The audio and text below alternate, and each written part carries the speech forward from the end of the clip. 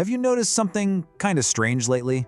It feels like our everyday chats, our coffee catch-ups, even our online scrolling. It all sounds a little bit like a therapy session.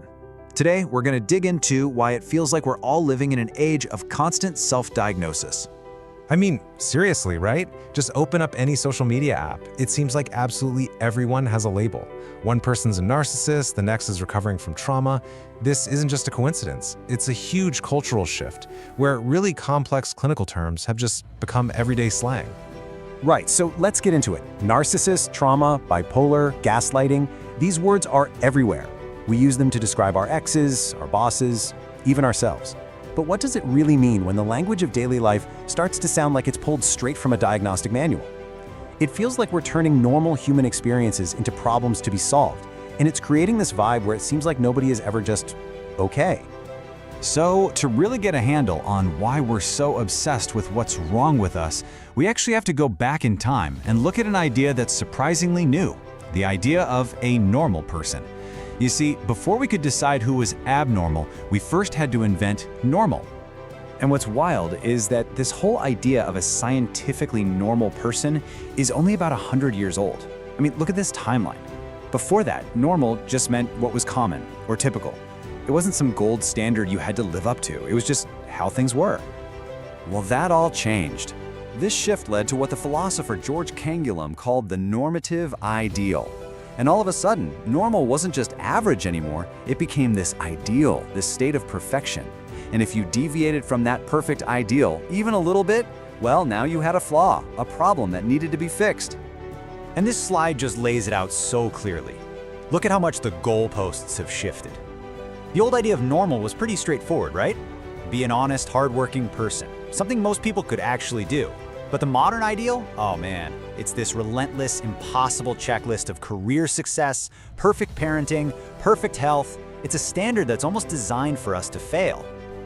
Okay, so what's the fallout from this? What happens when you hold an entire society up to a standard that almost nobody can meet? You get a massive industry that pops up to treat all the people who inevitably fall short. We've basically built a whole system that can profit from us feeling like we're never, ever good enough. Take a look at this number, 65 million.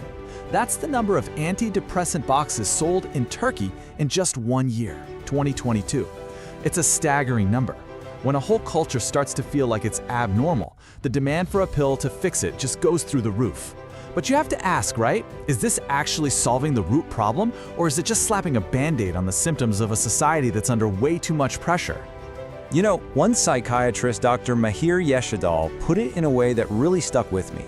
He said, this endless quest to fix ourselves is like spending 20 years of your life just running. Also, you can add 5 years at the end. We get so caught up in optimizing and treating every little thing that we might be forgetting how to just, live. So here's the bottom line, really. This whole system has a pretty scary side effect. It can turn the very experience of being human into a product. Feeling deep grief after a loss? That's not a process anymore, it's a condition. Overwhelmed by work stress? That's not just a tough challenge, it's a disorder. Everything becomes a potential diagnosis, and you can bet there's a product or a service ready to be sold for it. All right, so this all sounds a bit bleak, I know, but what's the way out? How do we break free from this diagnosis loop? Well, one psychiatrist has a really practical test that can totally shift our perspective, and it all begins with just asking a better question. It really boils down to changing the question we ask ourselves. So forget about that impossible philosophical question, am I normal? The real measure of your well-being isn't about whether you're perfectly happy all the time. The real question is, am I functional? Can you live your life? And Dr. Yeshadal actually has a super simple 3-question test for this. Number 1, can you work and handle your job? 2, can you keep up meaningful relationships with the people you care about? And 3, can you manage the basic stuff of your day-to-day life? If you can honestly say yes to those 3 things, you're probably not dealing with a clinical illness. You're just dealing with the normal and, often really difficult messiness of being human.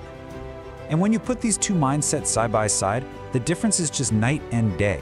The pathology mindset keeps you trapped, constantly scanning yourself for flaws. But the functionality mindset? That's about empowering yourself to build resilience and actually live your life, imperfections and all. Okay, so let's bring this all home. What's the big takeaway for you and me? It means we can actually give ourselves permission to step off this treadmill, to escape the tyranny of the ideal. We can stop trying to diagnose every single uncomfortable feeling and just start living again with the full, messy, beautiful range of human experience. Because a lot of the time, the real source of our stress, our distress, isn't some random chemical thing happening inside our brains. It's these crushing pressures from the outside world. To have the perfect career, be the perfect parent, live the perfect lifestyle. Our anxiety isn't always a malfunction.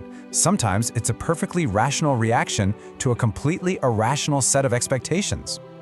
And this right here, is probably the single most important thing to remember from all of this. Feeling sad or anxious or angry or full of grief. These aren't diseases. They aren't bugs in your system. They're features. It means you're alive. It means you're engaged with the world and you're responding to it. It means you're human. So we're going to leave you with one final question to chew on.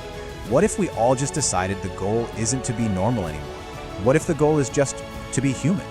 Maybe it's time to stop chasing that impossible idea of perfection and start embracing the messy, complicated, and wonderful reality of just being who we are.